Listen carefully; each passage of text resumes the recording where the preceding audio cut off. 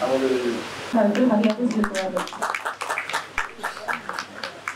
தலைவரை ஒரு வார்த்தை பேசுவதற்கு அன்போடு அழைக்கின்றோம்.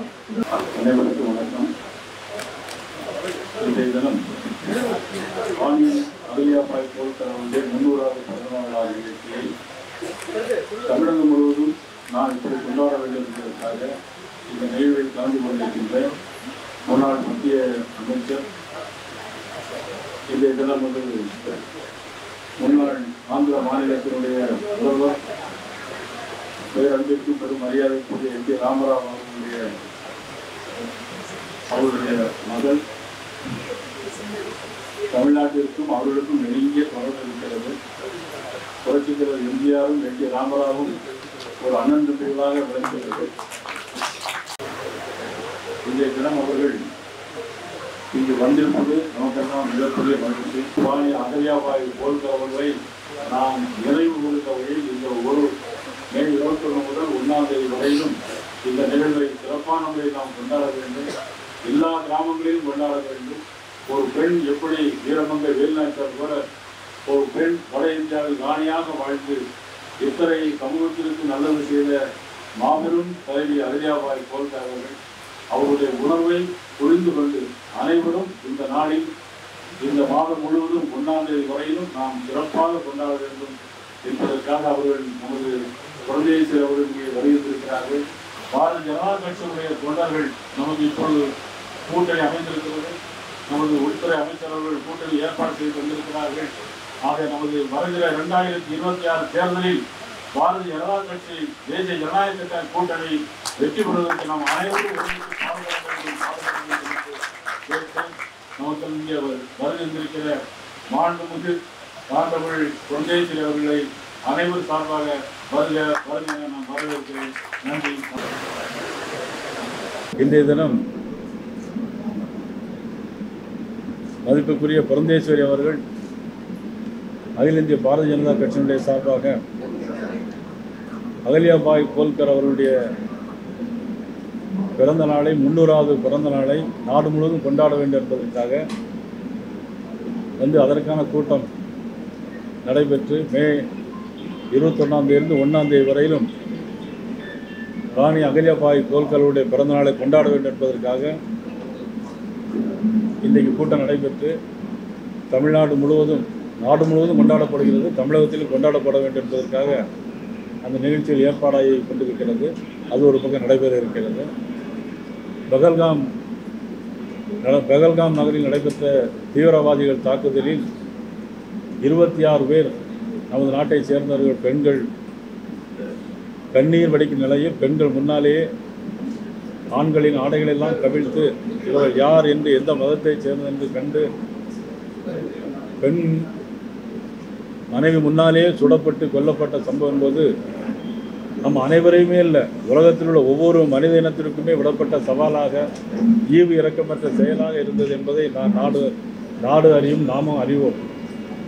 அதற்கு தக்க பதிலடி கொடுக்கிற வகையில் பாரத பிரதமர் நரேந்திர மோடி அவர்கள் பாகிஸ்தான் உள்ளே சென்று நமது எல்லையிலிருந்து 100 கிலோமீட்டர் உள்ளே சென்று லாகூர், ராவல்பிண்டி போன்ற விமானப்படை தளங்களெல்லாம் தாக்கி அவர்கள் தகவல் தொடர்பு இல்லாத அளவுக்கு துண்டிக்கப்பட்டது என்பது நாம் தெரியும்.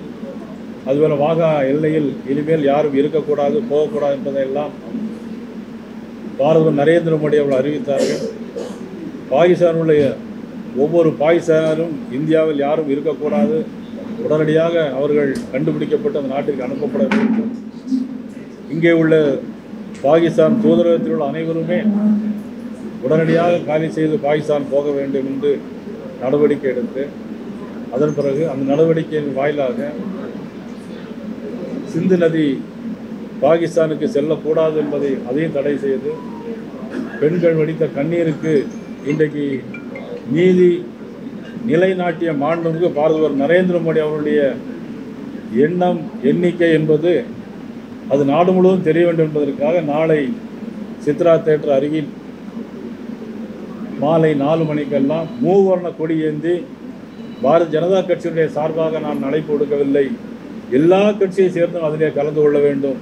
திமுகவை சேர்ந்தவர்களாக இருந்தாலும் சரி, அதிமுக கூட்டணியில் உள்ள எல்லோருக்குமே, கம்யூனிஸ்ட் கட்சியை சேர்ந்தவர்களாக இருந்தாலும் சரி, எல்லோரும் அதில் கலந்து கொண்டு நாடு தேசம் ஒற்றுமை பேரணியின் உணர்வோடு இதில் அனைவரும் கலந்து கொள்ள வேண்டும் என்பது என்னுடைய கோரிக்கையாக நாங்கள் இந்த நேரத்தில் வைத்திருக்கிறோம்.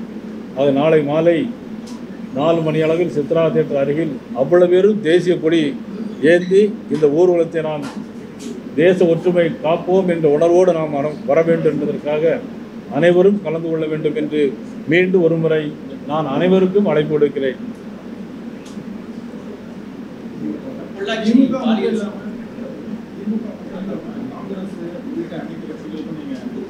எல்லா கட்சிகளும் இது வந்து கட்சி சார்பாக நடத்தல. யாரும் பாரதிய ஜனதா கட்சி கொடியேற்றி வரமாட்டாங்க. பாரதிய ஜனதா கட்சி அடையாளங்கள் அதில் இருக்காது. எங்களை பொறுத்த மட்டிலும் ஏற்கனவே முதலமைச்சர் ஒரு பேரணி நடத்தியிருக்கிறார்கள். அதே மாதிரி ஒரு பேரணி நடத்த வேண்டும் என்பதற்காக நாங்கள் இது மூவர்ண கொடி யாத்திரை, இது பேரே மூவர்ண கொடி யாத்திரை.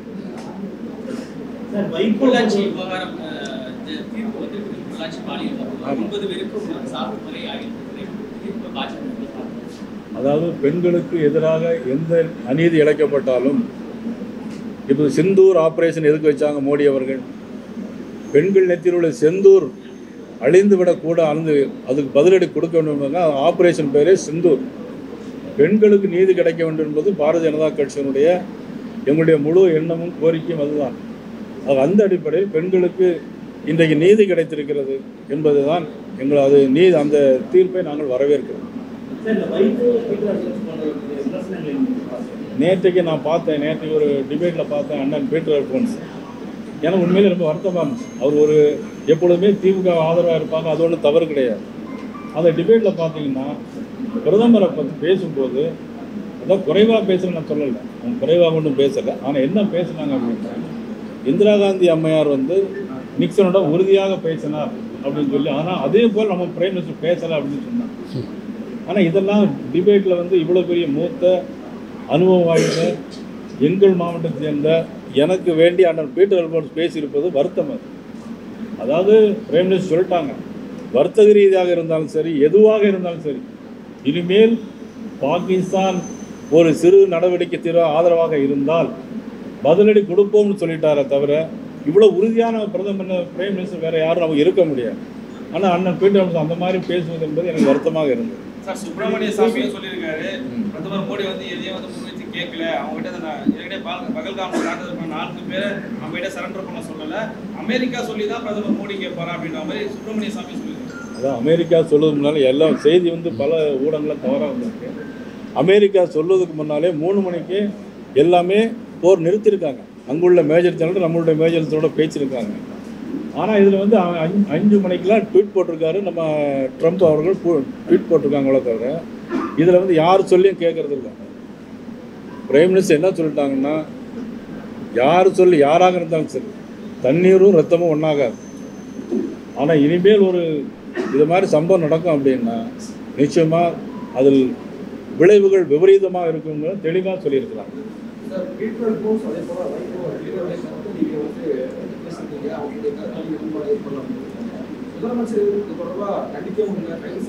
ஆமாம், நிச்சயமா. அதாவது இப்போ நீங்கள் நான் நிறைய வாட்டி பேசியிருக்கிறேன். இதே மாதிரி ஒரு பாகிஸ்தானில் இவ்வளவு டிபேட் நடத்த முடியுமா? பாகிஸ்தானில் இதே மாதிரி அவங்க யாராவது டிபேட் நடத்தி இப்படி கேள்வி கேட்க முடியுமா? இவ்வளோ பெரிய சுதந்திரம் நம்ம நாடு, இவ்வளோ பெரிய நாட்டில் இருந்துட்டு இவ்வளோ தூரம் கொஞ்சம் கூட தேசப்பற்று வேணுங்கிறது தான் என்னுடைய வேண்டுகோள். அவ்வளோதான், வேற ஒன்றும் இல்லை.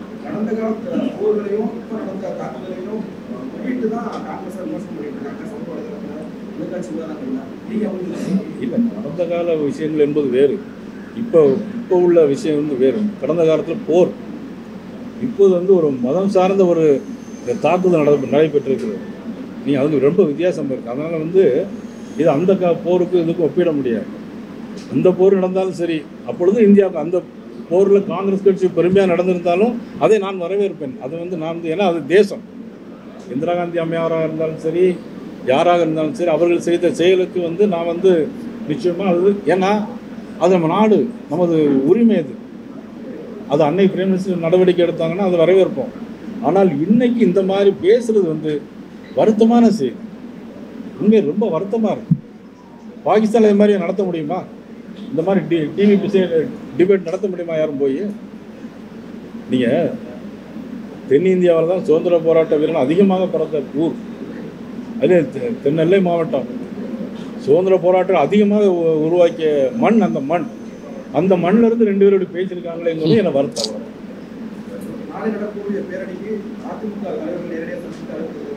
இல்லை, இதில் வந்து நேரடியாக நான் சந்திக்கிறேன். மதிப்புக்குரிய அண்ணன் நீபேஸ் அவர்களுக்கு அன்னைக்கு போய் பிறந்தநாள் வாழ்த்து சொன்னோம்.